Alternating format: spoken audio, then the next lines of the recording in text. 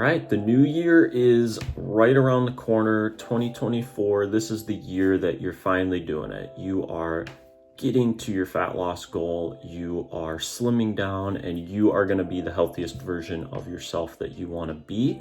We've got a lot of new people jumping in and trying to get healthy for 2024. Here's the thing, 95% of dieters fail. I don't want you to become another statistic and start a journey that inevitably ends in failure. This is what has led me to want to make a multi-part video on starting your fitness journey the right way. I am going to literally break down step by step exactly what to do from where you're at today, doing absolutely nothing, and getting to the dream body that you want. I don't know how many parts this video is gonna be, just because fitness and nutrition is so individual, person to person.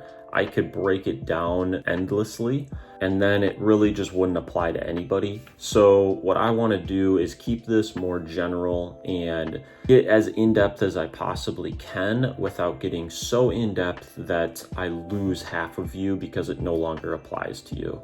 Let me talk about what we're going to cover today. So today we are talking about everything on the nutrition side of getting started. By the end of this video, you are going to have a game plan as to how many calories you should be eating, how much protein, carbs, and fat you should be eating, and exactly how to get there for each and every one of you. Now, I got inspired to make this series because of the new year, literally a week away, and so many people diving into a new fitness journey. But this isn't just for people new to the fitness space. This also applies to anybody who's been working out and also struggling to see results. Maybe you've hit that plateau and you're no longer seeing results, or you started a long time ago but the results never came. This applies to really anybody trying to determine what's wrong and get them a fresh start to start seeing results again. So with all that being said, let's dive into today's video and get after it. One of the first mistakes that everybody makes when starting a fitness journey, especially weight loss, is they just dive right into it on Monday. They cut the calories, they quit buying all the junk food, and they're eating chicken and rice every day. This is the first big mistake that everybody makes. As crazy as it sounds, the first thing you should do is nothing. So quite literally, the first week you should continue eating exactly the same as you have been eating for the last couple months. So I don't care if you're eating ice cream every single night. I don't care if you're eating a whole bag of potato chips at dinner. Doesn't matter. However you have been eating, keep it exactly the same for the next 7 days. During the next 7 days, I want you to track your calories and track the food that you're eating. So download whatever your favorite tracking app is, whether it's Macro Tracker or MyFitnessPal or one of the other thousands of the ones that there are out there. Go ahead and download that and get comfortable with the app and start tracking all your food that you eat, all the drinks you consume for the next 7 days. This is super important because this is going to give us the exact blueprint that we need to start building off of. Without doing this step and literally tracking everything that you eat for the next 7 days, you could be putting yourself in the complete wrong direction and setting yourself up for failure. Think about it this way. Imagine if someone took you out in the woods, blindfolded, miles away from civilization, and dropped you off. No compass, no map, and you were just told to find your way back. Civilization is over here, and there's nothing the other direction. Well, if you don't know where you're at, you could head the complete opposite direction away from civilization forever. But if they dropped you off there and you had a map and a compass, you would know, okay, civilization's that way, that's the direction I need to head. and you can start working towards getting there. It's exactly the same with fitness. If we don't know exactly where you're at with your calories and macros, we don't know what direction to head in. While you're trying to lose fat, and we know you have to be in a calorie deficit to lose fat, you might actually have to increase your calories first before we start decreasing your calories. It sounds crazy, but stick with me. Now that the 7 days has passed and you have tracked your 7 days of everything you've consumed, whether it's eating or drinking, because a lot of drinks have calories too, as we know, we can look at this data and determine on average how much you're eating a day. You're probably looking back, you've got some days where you ate maybe really low calorie, maybe you had a couple 1,500 days. You had some days where your calories were super high, 4,000 or 5,000 calories. What you're gonna do is you're just going to average out the numbers to give you a daily average of calories, a daily average of protein, carbs, and fat. So just for easy numbers, let's say you're eating on average 2,000 calories a day. You wanna lose weight, so you're thinking to yourself, okay, I'm gonna cut my calories. Well, like we talked about, that might be the right direction for you. It also might not be the right direction for you. First thing we need to know in order to determine what direction we need to head in, how many calories should you be consuming for your specific body weight, body type, and activity level. What we're going to do is we're going to use a macro calculator found online. These aren't perfect because there's a lot of other things to take into consideration, like your stress levels, the types of jobs you have, how much sleep you're getting, how much caffeine you consume, have any current injuries. But this is going to give you a good general idea of how much you should be consuming on a daily basis just to maintain your weight. So let's dive into that. So here we are looking up a macro calculator to determine how many calories you need on a daily basis. Now, what I want you to search into Google is TDEE calculator. This is your total daily energy expenditure. That's what it stands for. And what this is going to do is this is going to give you calculators to determine how many calories you should take in a day for your age, size, activity level, just to maintain. So this is to find your maintenance calories. I like using Legion Athletics the best. Theirs seems to be pretty accurate. Again, like I said, they're not perfect. It does give you a good idea. Now you can obviously change the units and everything like that. So I'm gonna stick with Imperial. I'm gonna put in my body weight and my age and my height.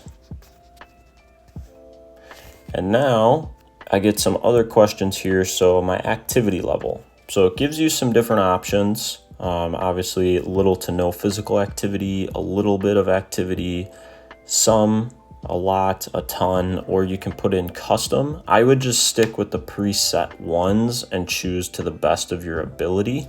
Since I work out generally 5 to 6 days a week, really don't move all that much throughout the day. So I'm just sticking with some activity, 4 to 6 hours of exercise per week. Now the BMR formula, this I would just leave as recommended. BMR, this is the amount of calories you need to maintain your current body weight without moving at all. So picture yourself laying in bed, not moving, and your BMR, for instance, my BMR, if I were to lay in bed all day, is 1,851 calories. So if I didn't move at all and just stayed in bed all day, I would have to eat 1,851 calories a day just to maintain my current weight. Now, with my activity accounted for, I am burning 2,776 calories a day.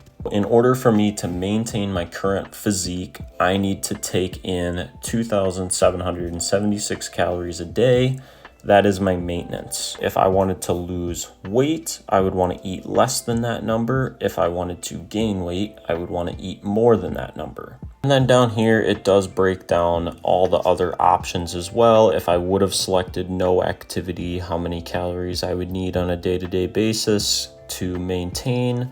And then as you scroll down, it does give you some recommendations on calories to lose weight or calories to gain weight. Again, completely ignore these for now, because these are good recommendations if I am exactly eating the 2,776 calories today and I'm not gaining weight or losing weight. It doesn't know if I'm currently eating that much today to gain weight or lose weight or maintain. The computer is just assuming I am eating that many calories right now to maintain because that's how much I should be eating to maintain. It doesn't know if these recommendations are good or bad. Going back to their example of 2,000 calories a day, we tracked for 7 days. I found out, okay, I'm eating 2,000 calories a day on average. I put in the calculator how much I should be eating a day on average for my maintenance to maintain my current weight, and it says I should be eating 2,700 a day. Why is that important to know? That's important to know because I am already in a compromised state. My metabolism is 700 calories a day slower than it should be. So if I were to cut my calories lower than 2,000 in order to lose weight like I want to do, I would have to cut my calories to 1,500 a day. 1,500 calories a day is not much food. On top of that, I'm now lower than my BMR. So my BMR, that's how many calories I need without moving at all. I am completely bedridden. Just to maintain proper hormone function, proper health and recovery, I need 1,800 calories a day without moving at all. So if I start eating 1,500 calories a day below my BMR, while I'm working out, while I'm moving, while I'm living my life, that's going to lead to very poor recovery, very poor sleep. Your hormones are going to become imbalanced. Testosterone's going to tank. Sex drive will deplete. A lot of negative health effects. This is where a lot of people start getting hair loss, skin issues, acne. A lot of these things start to happen when you're sitting low calorie for too long. And that's because you're just not fueling your body. Your body is not getting the nutrients it needs in order to just survive properly. So in order for me to lose weight, I actually need to focus on my recovery and my metabolism first. So what I need to do is speed up my metabolism. I need to actually increase my calories from 2,000 a day on average to 2,700 a day on average to get to where I should be at for my maintenance. Now let's take it on the flip side. Maybe you're someone who you tracked for 7 days and your average calories came out to 3,000 a day and you're 300 calories a day higher than the calculator says. This puts you in a little bit of a surplus. Maybe you're not gaining weight, maybe you're still maintaining because your metabolism does flex quite a bit. You can speed it up or slow it down quite a bit. Plus, like I said, the calculator, it gives you a good idea, but it's not perfect. It could be plus or minus a couple hundred calories very easily. Basically, what we want to do to kind of sum things up is you tracked for 7 days, you determined your average. You looked in the calculator to determine where you should be. And depending on if you're lower than what the calculator says your average should be at a day for calories, you want to speed up your metabolism to get to the number the calculator says. If you are eating on average more than the calculator says you should be eating and you want to lose weight, well, now you don't have to do that groundwork. You can just start cutting your calories. This is where so many people get off to the wrong track. You can see that if you're already eating less than you should be and you start cutting your calories come Monday, you're going to have negative health effects.